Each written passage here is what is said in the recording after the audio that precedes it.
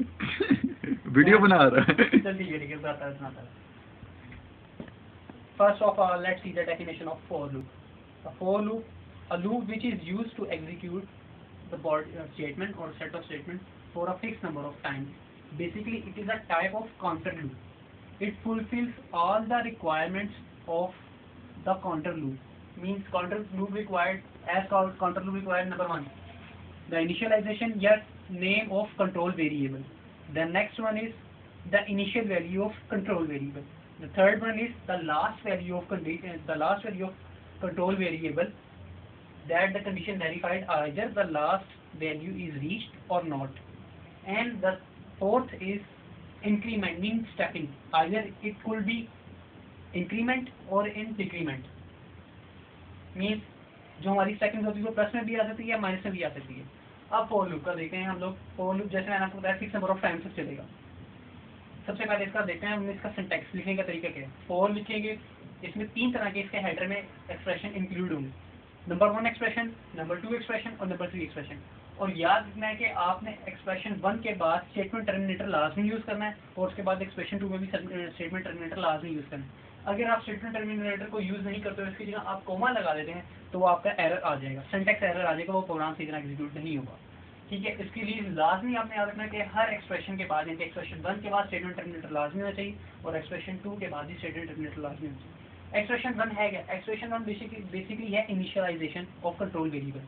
यानी कि इनिशियलाइजेशन क्या होता है, यानी कि हम लोगों ने एक वेरिएबल लिया, उसे डिक्लेयर किया और उसमें एक वेरिएबल एक वैल्यू स्टोर करवा दी, यानी कि हम लोगों ने इसको एक वैल्यू असाइन कर दी है।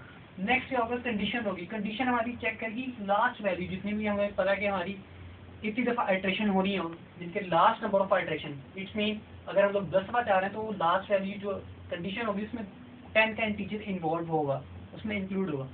वो कुछ भी हो सकता है, जब तक 10 से ज़्यादा हो या 10 से बड़ा हो तब तक कंडीशन कोई भी हो सकती है। कंडीशन जो हम लोग यूज़ करते हैं उसमें हम लोग, अब मैं फर्दर बता रहा हूँ, कंडीशन में कंडीशन होती है, कम्बिनेशन होता है, एक्सप्रेशन होता है जिसमें हम लोग लॉजिकल ऑपरेटर वगैरह यूज़ कर सकते हैं। Relational operator mean less than equal to, greater than equal to, not equal to, ये यूज़ कर सकते हैं। Next one is increment mean stepping. It could be increment और डिक्रीमेंट। ठीक है, अब हम देखेंगे फर्स्ट हमारा फ्लो चार्ट है, हम इसको देखते हैं। सिंटैक्स मैंने आपको सारा समझा दिया, उसके बाद इसकी क्या होगा कि बॉडी ऑफ आ जाएगी फॉर लूप। अब हम लोग चलते हैं इसके ऊपर सिंटैक्स के ऊपर कि इसमें जो कंट्रोल है तो बेसिकली कैसे फ्लो करता है। इसलिए हम लोग उस चार्ट का नाम है flow chart of for loop. Flow chart क्या करेगा, हमें दिखाएगा कि हमारा कंट्रोल किस तरह से वर्क कर रहा है, किस तरह से मूव हो रहा है, ट्रू हो रहा है तो कहाँ पे जा रहा है, इंक्रीमेंट हो रहा है क्या, ये सारी चीज़ें हम लोग देखेंगे फ्लो चार्ट पे। सबसे पहले इनिशियलाइजेशन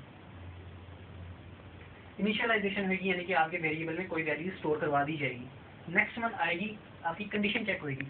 कंडीशन आपकी चेक करेगी कि आइदर जो आपने इनिशियलाइज वैल्यू करवाई है वो इस कंडीशन के मुताबिक ट्रू है कि नहीं है। अगर आप पहले ही 11 करवा देते हैं और यहाँ पे आपने लगाई है कंडीशन के लेस देन 10 रहे तो वो तो पहले से ही फॉल्स हो जाएगी, 11 is not equal less than 10, वो शुरू में ही टर्मिनेट कर देगा। इसलिए लूप को कम से कम एक दफ़ा एग्जीक्यूट कराने के लिए आपको आपकी इनिशियल वैल्यू जो है वो अकॉर्डिंग टू कंडीशन ठीक रखनी होगी ताकि एक दफ़ा लाजमी लूप चले। मैंने समझे तक दी एक, अब वो आके चेक करेगा 1 इज लेस देन 10, नेक्स्ट पे आ जाएगा, बॉडी ऑफ लूप एग्जीक्यूट होगी और फिर जब बॉडी ऑफ लूप सारी स्टेटमेंट खत्म हो जाएगी नेक्स्ट में जाके इंक्रीमेंट या डिक्रीमेंट यानी कि स्टेपिंग होगी।